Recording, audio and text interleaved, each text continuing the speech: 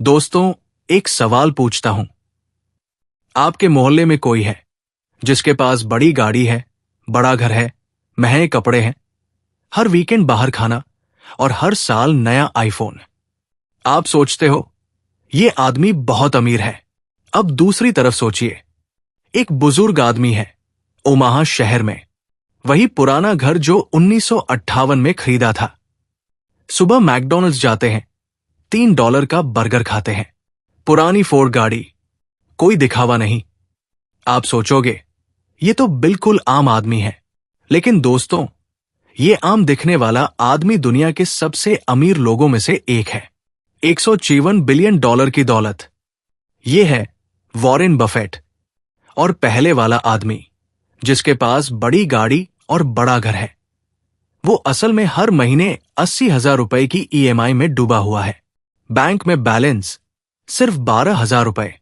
यही है दुनिया का सबसे बड़ा धोखा, दिखावे की अमीरी।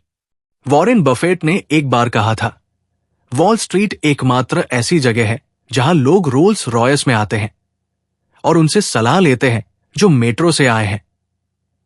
यानी रोल्स रॉयस खरीदने वाले अक्सर वो लोग होते हैं जो दिखाना चाहते हैं कि वो अमीर है, और मेट्रो में सफर करने वाले असल में अमीर होते हैं क्योंकि उन्होंने अपना पैसा दिखावे पर नहीं बल्कि सही जगह लगाया। बफेट का पहला राज, असली अमीर दिखता नहीं, नकली अमीर दिखता है।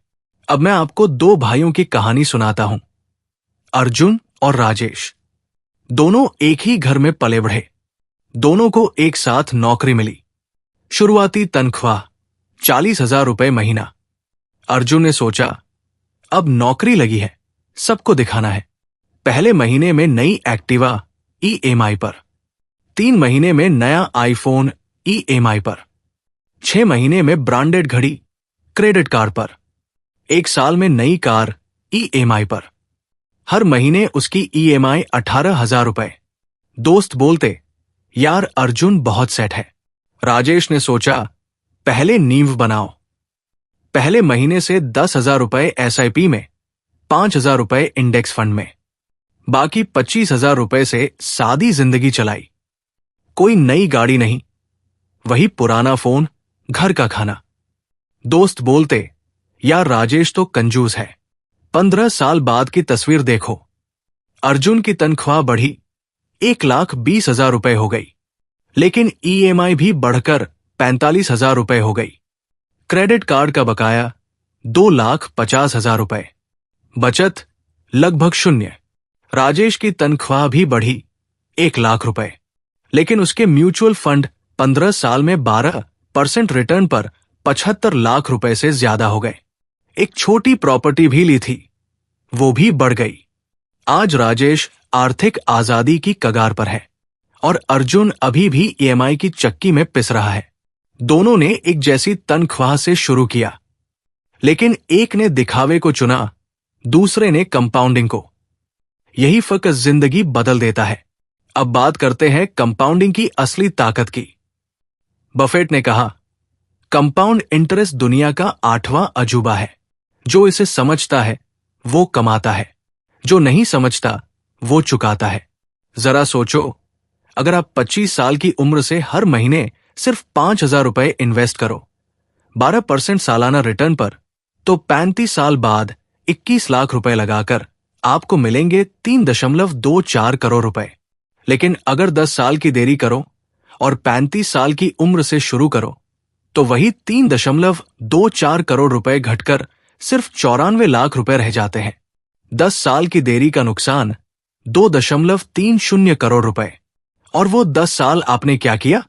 नया फोन लिया, नई गाड़ी ली, दिखावा किया। उस दिखावे की असली कीमत थी 2.30 करोड़ रुपए। अब रोल्स रॉयस का असली हिसाब सुनो। रोल्स रॉयस की कीमत 4 करोड़ रुपए, EMI 80,000 रुपए महीना। अगर यही 80,000 रुपए हर महीने 20 साल तक 12% रिटर्न पर इन्वेस्ट होता, तो 7.98 करोड़ रुपए बन जाते, यानी लगभग 8 करोड़ रुपए। लेकिन रोल्स रॉयस की वैल्यू 20 साल में 4 करोड़ रुपए से घटकर 35 लाख रुपए रह जाती है, यानी आपने 8 करोड़ रुपए की संभावना छोड़कर एक ऐसी चीज खरीदी जिसकी वैल्यू 35 लाख रुपए रह गई। यही है रोल्स रॉयस वालों की असली कहानी। बफेट का घर आज भी वही है जो 1958 में खरीदा था। वो सोचते हैं हर रुपया जो आज खर्च होता है वो भविष्य में 10 गुना, 50 गुना, 100 गुना बन सकता था। यही सोच उन्हें अलग बनाती है। बफेट ने यह भी कहा, उन चीजों पर खर्च करो जो तुम्हें असली खुशी देती है, बाकी सब पर बिल्कुल मत खर्च करो। उन्हें चेरी कोक पसंद है, वो रोज पीते हैं, लेकिन रोल्स रॉयस उन्हें खुशी नहीं देती तो वो नहीं लेते। और एक जरूरी बात, कंपाउंडिंग सिर्फ पैसे में नहीं होती, ज्ञान में भी होती है। बफेट हर दिन 5 से 6 घंटे पढ़ते हैं 65 साल से। दिखावा कभी कंपाउंड नहीं होता।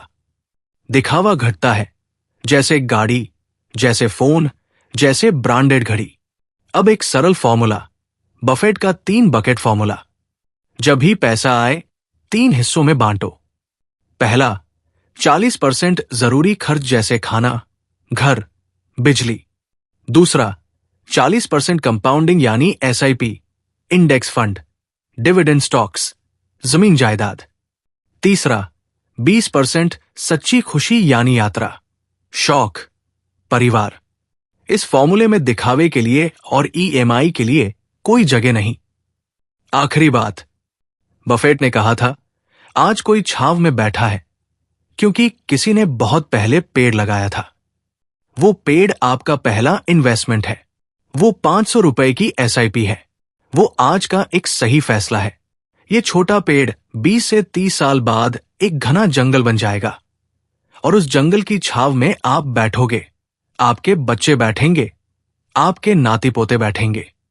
रोल्स रॉयस लेने वाले उस जंगल को कभी नहीं देख पाएंगे क्योंकि उन्होंने पेड़ नहीं लगाया, दिखावा किया। तो आज से एक काम करो, रोल्स रॉयस वाली सोच छोड़ो, बफेट वाली सोच अपनाओ। पैसे को दिखाओ मत, पैसे को काम पर लगाओ। कंपाउंडिंग शुरू करो और बस टाइम को काम करने दो। जय हिंद।